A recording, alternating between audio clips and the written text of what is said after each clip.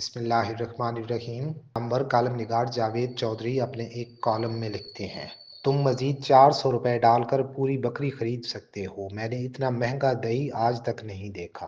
وہ مسکرا کر بولا، تم درست کہتے ہو، میری بیوی بھی مجھے روز طعنے دیتی ہے، لیکن میں کیا کروں، مسئلہ اعتبار کا ہے۔ یہ دہی اٹالین میاں بیوی بناتے ہیں اور ہم 10 دوست اس کے خریدار ہیں۔ اس کے بعد اس نے مجھے ڈبہ دکھایا، پلاسٹک کے ڈبے پر اس کے نام کا سٹیکر لگا تھا۔ وہ اس کے بعد بولا، یہ 10 ڈبے نام کے ساتھ آتے ہیں، ہم یہاں سے پک کر لیتے ہیں، اگر ہم نہ کریں تو لائن میں اور لوگ بھی موجود ہیں، یہ ان کے پاس چلا جائے گا اور اس کے بعد مجھے نہیں ملے گا۔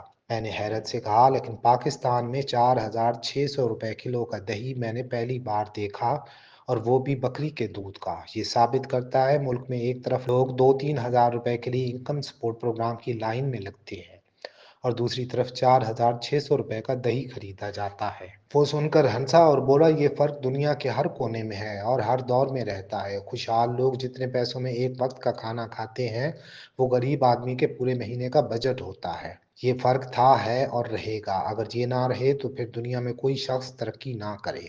وہ رک گیا۔ میں نے اس سے پوچھا، اس دہی میں آخر ایسی کون سی چیز ہے جس کی وجہ سے یہ مہنگا ہے؟ وہ ہنس کر بولا، میں نے تمہیں بتایا تھا، یہ اٹالین میاں بیوی بناتے ہیں، یہ اٹلی سے پاکستان آئے، لاہور میں چھوٹی سی فیکٹری لگائی، بکریوں اور گائیوں کا دودھ جمع کرتے ہیں، ان کا دہی جماتے ہیں، اسے گریک یوگرٹ میں تبدیل کرتے ہیں اور اپنے چند درجن گاہکوں کو بھجوا دیتے ہیں۔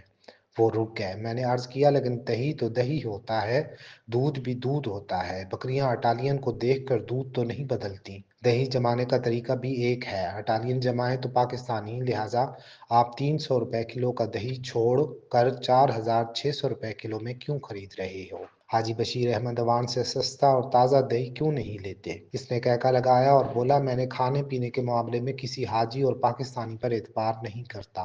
گورا خواہ کتنا ہی بے ایمان کیوں نہ ہو، یہ کم از کم خوراک اور ادویات میں گڑبڑ نہیں کرے گا۔ اس نے اگر پیکٹ پر گوٹ ملک لکھ دیا تو پھر اس کے اندر واقعی گوٹ ملک ہوگا، اس کی ڈسپلن بھی ڈسپلن ہی ہوگی۔ وہ خاموش ہو گیا۔ میں نے بحث کے لیے منہ کھولا لیکن پھر خاموش ہو گیا۔ وہ بات درست کر رہا تھا۔